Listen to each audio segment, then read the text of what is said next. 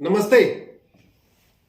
आपकी अगर तबीयत खराब हो और आप डॉक्टर के पास जा रहे हैं, डॉक्टर दवा की बात न करे, बीमारी के मूल कारण की बात न करे, बीमारी के अस्थायी समाधान की बात न करे, उस दवा की बात न करे जिससे कि बीमारी 100% ठीक हो जाएगी और परमानेंट ठीक हो जाएगी, बल्कि डॉक्टर राष्ट्रवाद की बात करे, समाजवाद की बात करे, अंबेडकरवाद की बात करे, गांधीवाद की बात करे, साम्यवाद की बात करे, मतलब जितने भी आइडियोलॉजी है सबकी बात करे, लेकिन बीमारी के मूल कारण की बात न करे, बीमारी के अस्थायी समाधान की बात न करें, तो उसको आप कैसा डॉक्टर कहेंगे?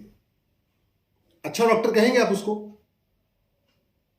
या आप वहां से चले जाएंगे और मान लीजिए उस डॉक्टर ने कोई दवा दिया और आपकी बीमारी ठीक नहीं हुई, फिर से बार बार वही बीमारी हो रही है, तो अगली बार जाएंगे आप डॉक्टर के पास तो क्या कहेंगे? बहुत बढ़िया, आपने बहुत अच्छी दवा दिया। या आप डॉक्टर को बोलेंगे कि आपने जो दवा दिया वो काम नहीं कर रही है, बीमारी ठीक नहीं हो रही, प्लीज दवा बदलिए। बीमारी ठीक ना होने पे जिस तरीके से डॉक्टर दवा बदल देते हैं, उसी तरीके से अगर भ्रष्टाचार कम ना हो, अपराध कम ना हो, अलगाववाद कम न हो, नक्सलवाद कम न हो, माओवाद कम न हो, जिहाद कम न हो, कट्टरवाद न कम हो, मजहबी उन्माद कम न हो, तो कानून बदल देना चाहिए। क्योंकि डॉक्टर और सांसद दोनों की ड्यूटी एक है। डॉक्टर की ड्यूटी है शरीर की बीमारी ठीक करे, सांसद की ड्यूटी है, सरकार की ड्यूटी है समाज की बीमारी ठीक करे। समाज में अगर कोड हो रखा है, समाज में अगर भ्रष्टाचार है, अपराध है, उसके लिए ऐसे कानून बनाना कि दोबारा कोई जरूरत न करे।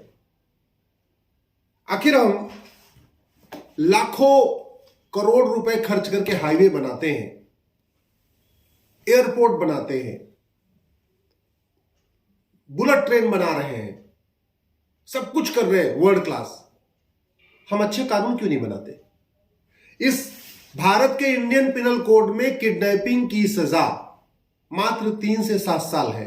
अमेरिका के फेडरल पिनल कोड में किडनैपिंग की सजा 50 से 100 साल है।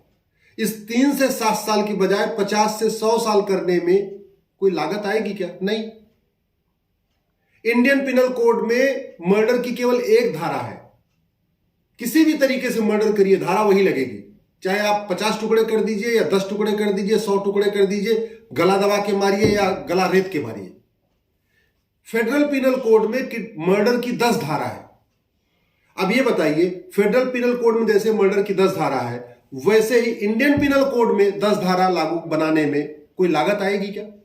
नहीं आएगी। इंडियन पिनल कोड में केवल 23 चैप्टर है, 23 चैप्टर है। फेडरल पिनल कोड में 123 चैप्टर है, 123 चैप्टर है। अब अगर इस फेडरल पिनल कोड की नकल करने में, भारत में लागू करने में कोई लागत आएगी क्या? नहीं। आखिर हमारे यहां कानूनों का मकड़ जाल चल रहा है। घूसखोरी का अलग कानून, जमाखोरी का अलग कानून, मिलावटखोरी का अलग कानून, कालाबाजारी का अलग कानून, नशा तस्करी का अलग कानून, मानव तस्करी का अलग कानून, सोना तस्करी का अलग कानून।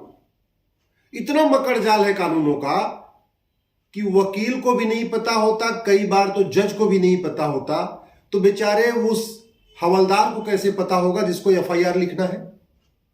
उस थानेदार को कैसे पता होगा जो सिंपल, जिसको सुबह से लेकर शाम तक लाइन ऑर्डर भी देखना है? वो कानून कहां से पढ़ लेगा? जिस तरीके से फेडरल पिनल कोड में एक कानून है, कंप्रहेंसिव कानून है, बड़ा कानून है, 123 चैप्टर है, घूसखोरी, जमाखोरी, मिलावटखोरी, कालाबाजारी, नशा तस्करी, मानव तस्करी, सोना तस्करी, सब इसी में है। ऐसा कानून हम भारत में क्यों नहीं लागू कर देते?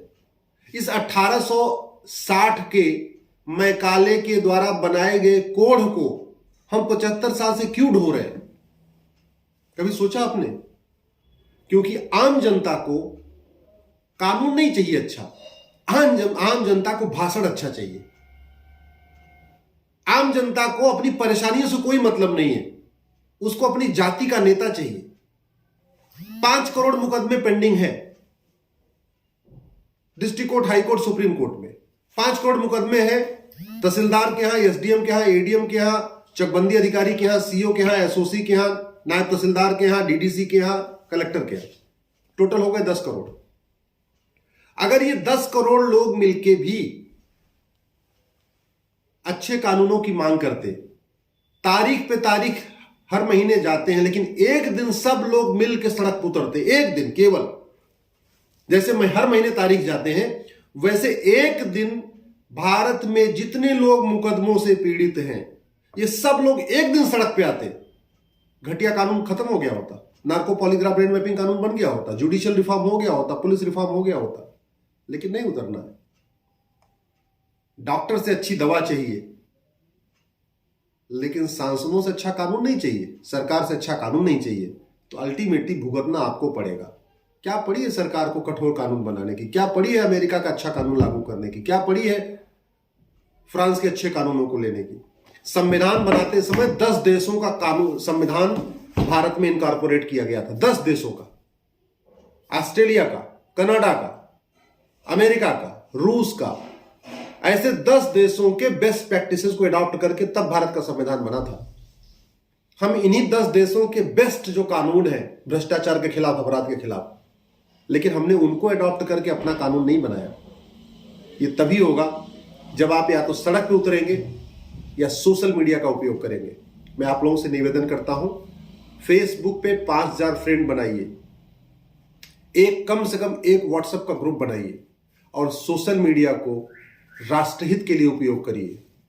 जब तक कानून नहीं बदलेगा तब तक व्यवस्था नहीं बदलेगी, जब तक व्यवस्था नहीं बदलेगी तब तक समाज नहीं बदलेगा। ध्यान रखिएगा, कुछ लोग कहते हैं समाज बदलता है तो व्यवस्था बदलती है। मेरा यह मानना है कानून बदलता है तो व्यवस्था बदलती है, व्यवस्था बदलती है तो समाज बदलता है। आपके पास 2 तरीका है, या तो भारत के 150 करोड़ लोगों को आप ईमानदारी का घुट्टी पिलाइए, आप भारत के 150 करोड़ लोगों को ईमानदारी का पाठ पढ़ाइए। दूसरा तरीका है, एक ऐसा कानून बनाइए कि भ्रष्टाचार करने के पहले आदमी की रूह कांप जाए। आप देख लीजिए 150 करोड़ लोग अपने आप ईमानदार हो जाएंगे, हिम्मत नहीं पड़ेगी। दुबई में किसी की भ्रष्टाचार करने की हिम्मत नहीं पड़ती, अमेरिका में भ्रष्टाचार करने की हिम्मत नहीं पड़ती, सिंगापुर भ्रष्टाचार करने की हिम्मत नहीं पड़ती। मैं ये नहीं कह रहा हूं, शिक्षा व्यवस्था अच्छी होनी चाहिए, शिक्षा व्यवस्था ऐसी हो जो लोगों को ईमानदार बनाए, शिक्षा व्यवस्था ऐसी हो जो लोगों को अहिंसक बनाए, सत्य के मार्ग पे चलने के लिए प्रेरित करे, हिंसा न करने के लिए प्रेरित करे। लेकिन कानून भी ऐसा हो कि अगर कोई गलती से अपराध कर दे, भ्रष्टाचार कर दे, तो उसकी सबक 100 किलोमीटर के एरिया में सबको मिलनी चाहिए। आपको मेरी बात ठीक लगी हो, इस वीडियो को अधिक से अधिक शेयर करिएगा। जय हिंद, जय भारत।